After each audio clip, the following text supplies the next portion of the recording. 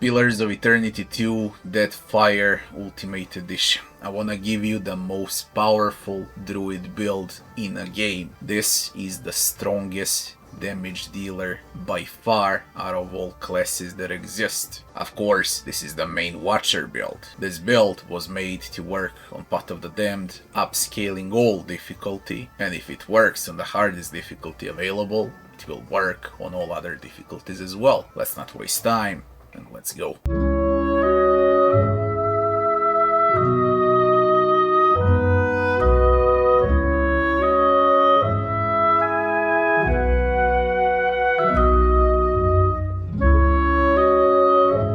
Before we start with the video, I got a new channel about my cats. It's not a gaming channel, but it's a relaxing channel with a lot of gaming music, so you can chill out while doing something else. So, if you have a daughter, mother, sister, even your mother-in-law, recommend them the channel. They're also gonna like it, as well as if you have cats. It will be something like a cat TV as well. Your cats will have fun too. Thanks up front for subscribing on the new channel. Let's go to the video. Let's begin with a character creation. Okay, we're gonna pick a godlike and we're gonna pick a nature's godlike to increase the power level, as long as this subclass is under any buffs, effects like extra might, extra constitution, extra dexterity. They're gonna get an increased power level. The bigger power level it is, the bigger the damage output. So in this case, we're sticking with a nature godlike.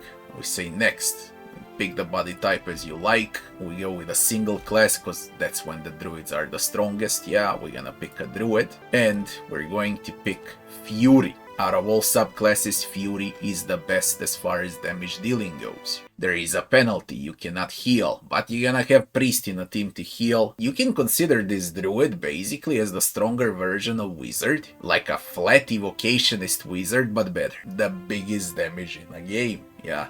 So, we picked Fury, we're gonna take Sunbeam, we go next. Now here, 16 points into Might, 8 points into Constitution, 14 into Dexterity, 14 into Perception, 16 into Intellect, and 10 points into Resolve.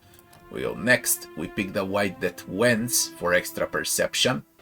We say next, and from the background we're gonna pick Mystique for Religion, Arcana, and Metaphysics. And we say next.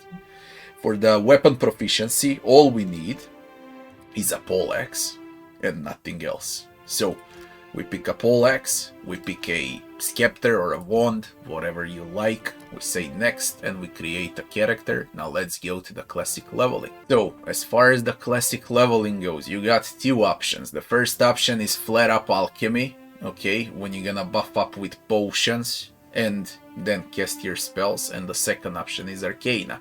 I would advise Alchemy because the entire point of a nature godlike is to buff up and then he's gonna hurt even more. So the bigger the effect of potions with Alchemy, the better for this druid, yeah, for the nature godlike. As far as the passive skills go, one out of these two, Metaphysics or Religion, this is your choice. Stick with whatever you like, and let's do the classic leveling now. Why is Fury so freaking good? Because all of the good spells you get for free. So we get Dancing Bolts, we get Burst of Summer Flame, we get Returning Storm, Hailstorm, Relentless Storm, Sunlance, Weather the Storm, Avenging Storm, and the Great Maelstrom for free.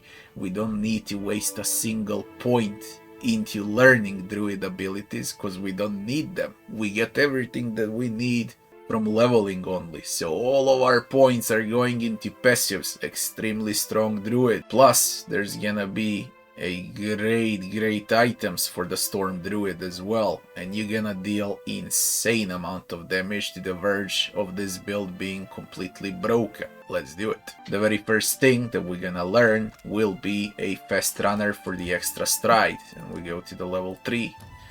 Here we stick with Alchemy, Religion next, and now it's time to learn Shock, a Wild Strike Shock. And here also we're gonna learn the two-handed style from the druid, and we say next to level 4. Alchemy, religion, next. Now, because we don't need any other passives in the game, we can opt in and learn Woodskin for some self buffs, yeah. Flat armor rating on burn, on what was it, pierce, shock.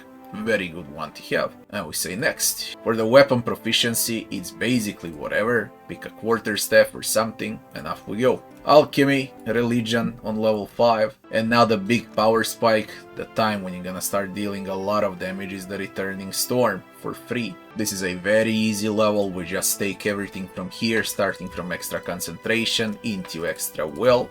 And we say next.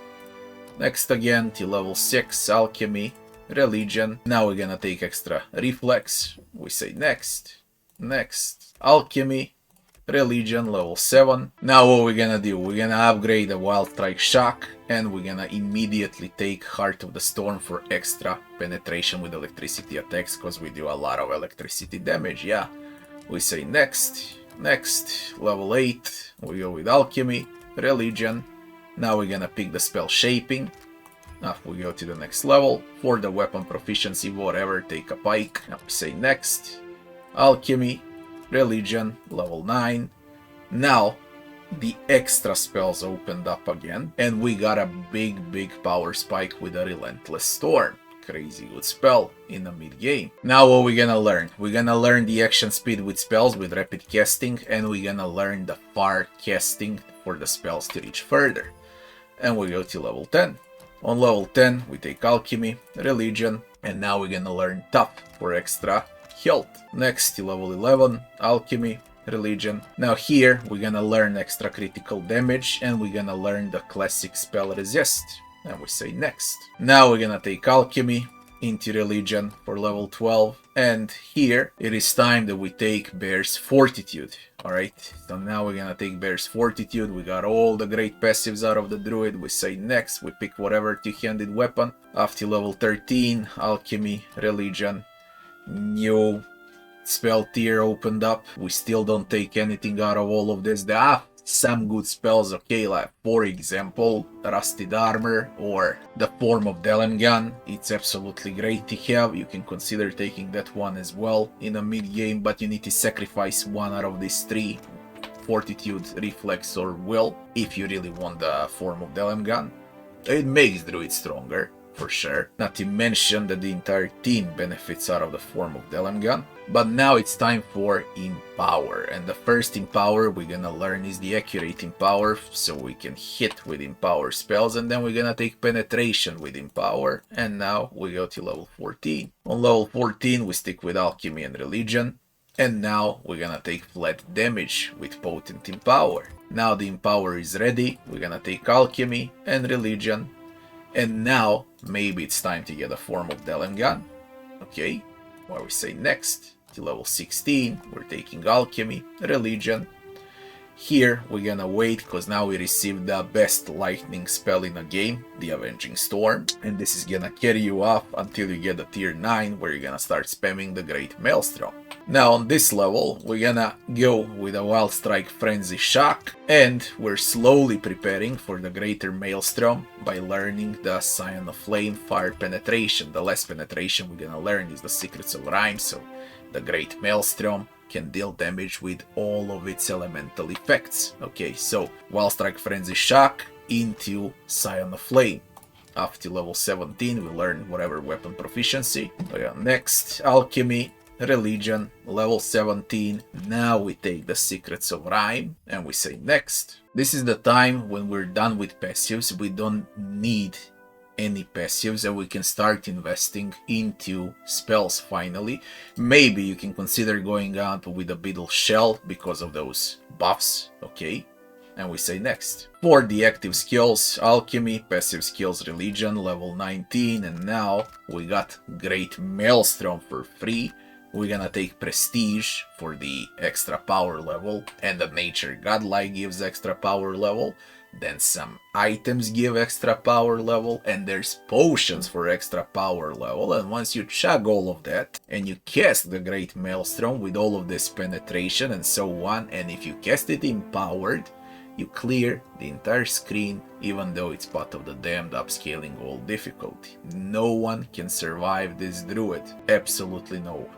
Now, what can we consider taking? We can go with a rusted armor this time, okay, to reduce some armor from enemies, and we go to the final level. On a final level, as I said, you can go with whatever spell you like. You only got one spell and one weapon proficiency. Weapon proficiency doesn't matter. We got the what we needed, okay, and for the spells we also got everything we need for free basically. And now learn whatever, okay, learn something with lower tier that you can cast spam instead of high tier spells, okay. So what you can consider learning, maybe you can opt in for the Plague of Insects to have some raw damage over time, and you finish up the build.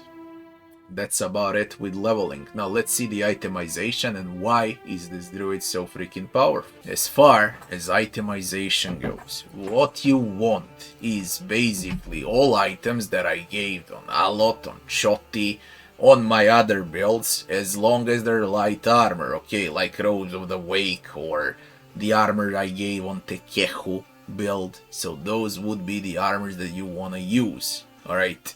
As far as the other items go, you want area of effect for rings, you want penetration, you want special capes like Shroud of Phantasm or Flare Up Fortitude Reflex Will. For the belt, you want extra constitution so you don't get one-shotted. For the boots, some of the boots that give flat resist to some of the afflictions are also great, especially boots that give extra dexterity. Same can be said for gloves. If you don't want to put gloves with dexterity, then you can opt in and put Flare Up gloves for might plus 2 to might gloves. What is the most important here basically? First of all, it's very important to use Potion of Ascension for extra power level. It merges extremely well with extra power level from this subclass of a nature godlike. So that's a lot of power level.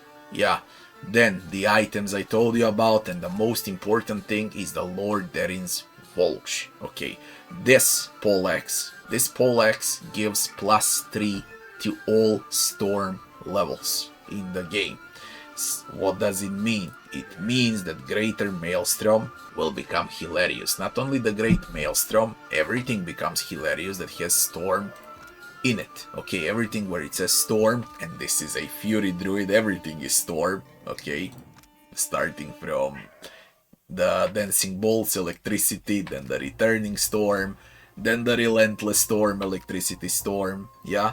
Then the Avenging Storm, and at the end there's a Great Maelstrom, everything is Storm, okay? So it's a huge buff on all of those spells that you get for free, and you only need one weapon that's extremely easy to find. Where is Lord Derin's Vulge? Where you can find Lord Derin? It's also extremely easy to upgrade this soulbound weapon, believe it or not, but where is it?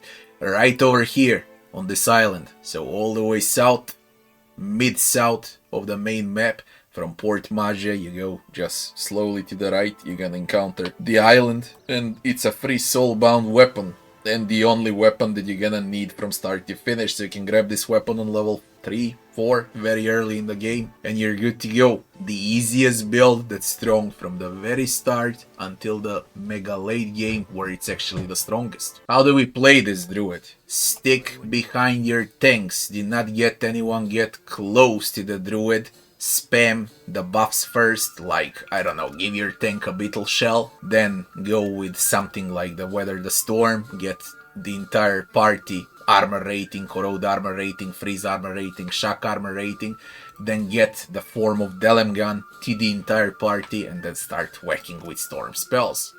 Mega late game, you're gonna cast Great Maelstrom non-stop, okay? Then you're gonna whack enemies with Avenging Storm. Mid-game, you're gonna whack them with Relentless Storm. Early game, you're gonna do the Dancing Bolts and Returning Storm. That's how easy it is. Just remain behind and spam. You're gonna deal a lot of damage. And the main focus are those 3 buffs, pre-buffs at the start of the game, and then you just start dealing damage, and that's about it. Very simple to play, very powerful, if not the most powerful build in the game. Completely broke. On a boss fights, you can consider turning their armor -4 with a rusted armor. When enemies are resisting electricity, there are some enemies that resist electricity, you can always use Sunlance, something like Sunlance. Or what I said, what was it? Or, for example, Hailstorm. You got plenty of elemental options, yeah. Now, why alchemy? Alchemy, don't forget to use potions, they're gonna last very long because alchemy is high. So pre-buff yourself with potions as well. And if you don't like using potions, you can always go with passives with Arcana, and then you can opt in to use scrolls, okay, if you wanna cast scrolls.